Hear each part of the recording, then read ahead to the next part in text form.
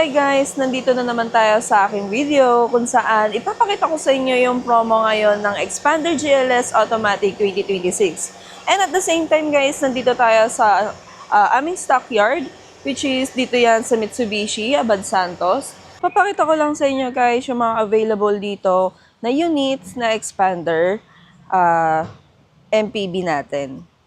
So lahat yan guys for release dito sa ating branch, which is sa Mitsubishi Abad Santos.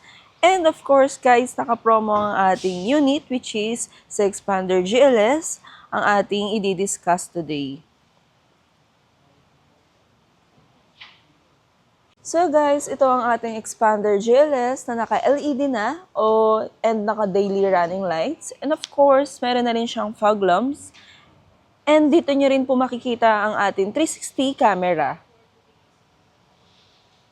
So, itong Xpander GLS na to guys, second variant siya before top of the line. So, halos same na sila ng features ng ating Xpander Cross Automatic natin. So, tara guys, papakita ko sa inyo ng quick lang ang ating interior ng unit. So, itong color na to guys, green bronze metallic siya. So, kung makikita nyo sa malapitan, medyo may pagka-grayish siya. Ayan, so, check natin yung pinaka-interior ng unit natin. So, ito ang ating center door lock. And of course, naka-soft pad na rin siya like Xpander Cross. And meron na rin siyang cruise control and hands-free button. And of course guys, since nabanggit ko po sa inyo a while ago, ang ating Xpander GLS Automatic, halos same na sila ng features ni Xpander Cross. And at the same time, meron na rin siyang 360 camera. So, check lang natin ng quick. I-open ko lang yung ating unit.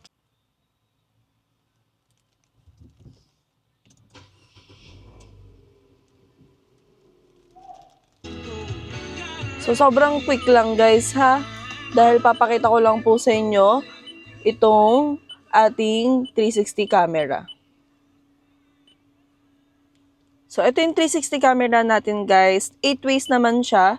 So, nakadepende sa ating client o sa ating driver kung paano niya titingnan ng ating 360. So, meron din siyang 360 camera mismo.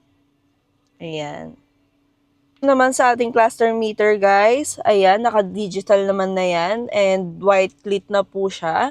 So, sobrang ganda. Push button na rin siya and dual zone na ang ating aircon. Ayan. So nga pala guys, sa ating center console, ano na rin siya, brake auto hold or automatic na po ang ating handbrake button. Hindi na siya manual.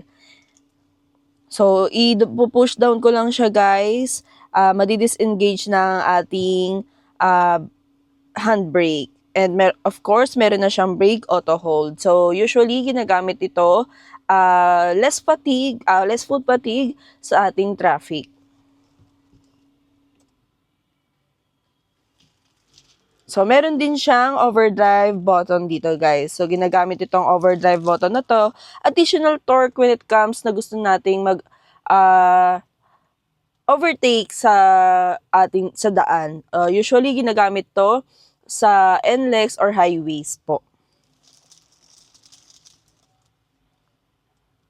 Yun guys, tara samahan niyo ako. Papakita ko lang sa inyo yung second row ng quick lang dahil sobrang dami ditong unit na Xpander.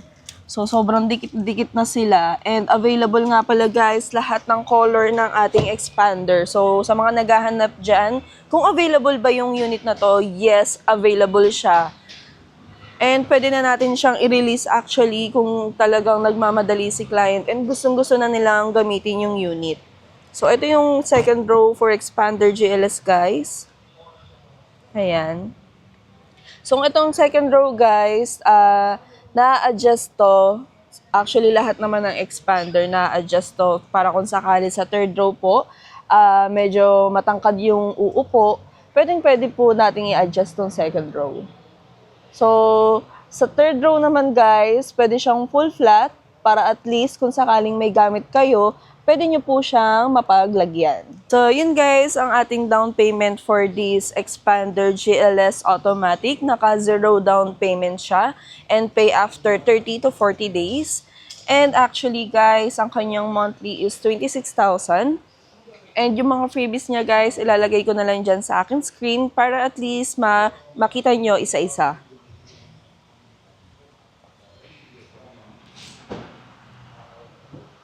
So, ito yung color gray natin guys for Expander GLS. Papakita ko lang din sa inyo ng quick lang yung pinagkaiba nila.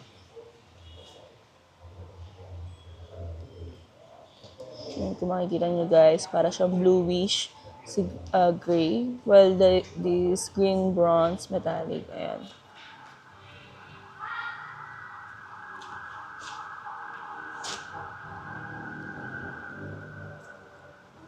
So guys, ayan, i-discuss ko lang sa inyo yung mga requirements para makapag-apply kayo dito sa ating Mitsubishi cars. So, for employed guys, ang ating requirements lang is COE, 2 valid IDs, and latest proof of billing. And of course, for FW, latest contract or latest COE rin, and latest 3 months remittance, and of course, 2 valid IDs. And for business naman, or self-employed, DTI, 3 months bank statement latest, and of course, 2 valid IDs din po.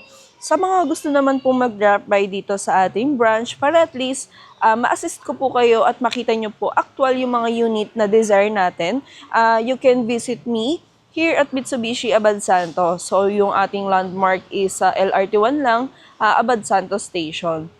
Or you can call me para at least kung sakaling nandito na po kayo sa branch, ako na po mismo yung mag-a-assist sa inyo dito. Para mapakita ko po sa inyo isa-isa yung mga unit natin. So, eto guys, yung mga available natin na units.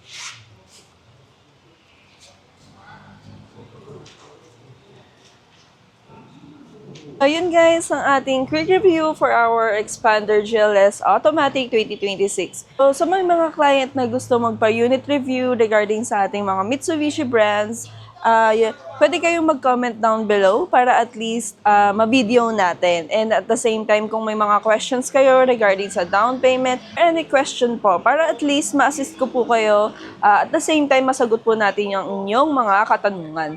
So, nga pala guys, thank you so much for watching this video. Kung nakaano kayo dito sa ating video, please subscribe naman kayo para at least updated kayo sa aking mga susunod pang videos. And of course guys, yun, pwedeng-pwede nyo po akong kontakin kung sakaling gustong-gusto nyo pong mag-apply. Yan lang, andyan po ang aking contact number, 0975-7168141. Again guys, I'm Maddie Vergara, Sales Executive dito sa Mitsubishi Abad Santos. So, see you guys here! Good day mga kamitsu! Nandito na naman tayo sa aking YouTube channel.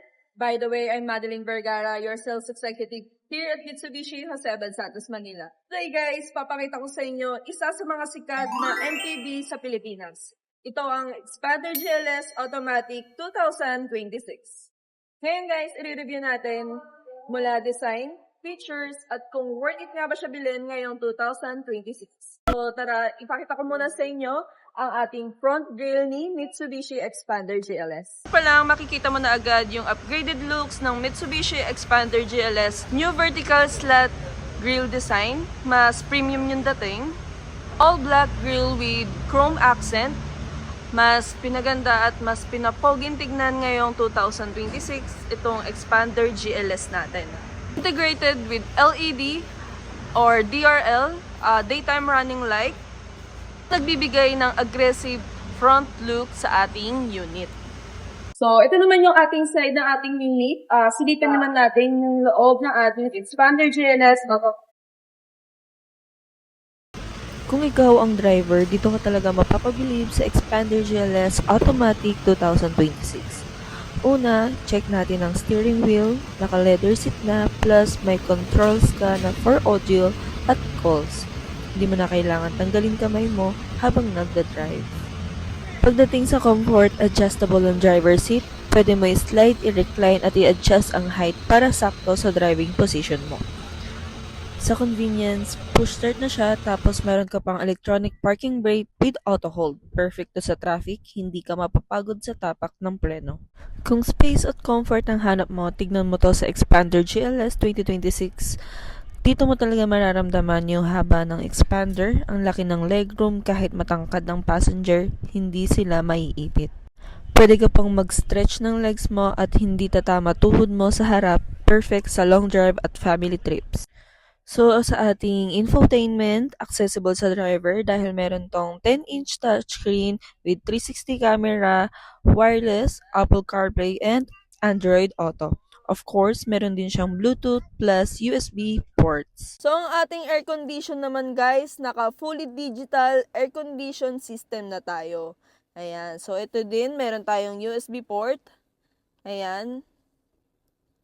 Dito natin nilalagay para sa Android Auto and Apple CarPlay. And of course, meron din tayong power outlet. Ayan guys. So, dito naman tayo sa ating gear shift. So, sa ating gear shift naman tayo guys, sa Expander GLS, meron tayong 4-speed. And of course, meron tayong park, reverse, neutral, drive. Ayan. And meron tayong 2 and L. So, itong 2 natin guys, ginagamit natin ito para sa pag-overtake, additional torque to o power sa ating engine. Pwede din natin gamitin to pagka nag-downhill tayo para hindi tayo dumausdos. Ayan. So, meron din tayo ditong auto parking brake and brake auto hold. Ngayon, silipin naman natin ang encode ng Expander GLS Automatic. Unang mapapansin mo ang design niya, modern at sporty, lalo na yung T-shape LED taillights na talagang head turner sa daan. Tignan mo to, ang laki ng cargo space kahit nakaangat ang third row, may space ka pa rin para sa essential. At kung kailangan mo pa ng mas malaking space, pwede mong i-fold ang third row seats instant mas maluwag na may compartment para sa malalaking gamit. Perfect to sa negosyo, delivery, panghakot o kahit outing kasama ang pamilya. So kung hanap mo ay sasakyan na stylish na practical sa likod, panalo talaga itong Expander GLS Automatic. Ngayon naman, lipat tayo sa passenger side ng Expander GLS. Pagpasok mo pa lang, mapapansin mo agad yung maluwag na space, hindi ka masisikapan sa long drive. Silipin naman natin ang isa sa pinaka-importante, ang makina ng Expander GLS Automatic 2026. Ito ang 1.5-liter Mivec gasoline engine, matipid na, reliable pa. Ang lakas niya is around 105 horsepower, kaya kayang-kaya ang daily driving, family trips at kahit puno ang sakay. Hindi lang yan, kilala ang Mitsubishi sa matibay at subok na makina kaya panatag ka sa long-term use, plus fuel efficient siya, tipid sa gas kahit araw-araw gamitin kaya swak na swak sa negosyo o pang pamilya. So kung ikaw ay planning na bumili ng Mitsubishi Expander GLS Automatic, pwede mo akong kontakin through my social media accounts. So Viber and WhatsApp ready ang aking contact number. And nga pala guys, dito lang kami sa Mitsubishi Abad Santos. Ang landmark is LRT1 Abad Santos Station. So by the way guys, I'm Maddie Vergara, your sales executive here at Mitsubishi Jose Abad Santos, Manila. Don't forget to like, share, and subscribe my YouTube channel. So thank you guys for watching.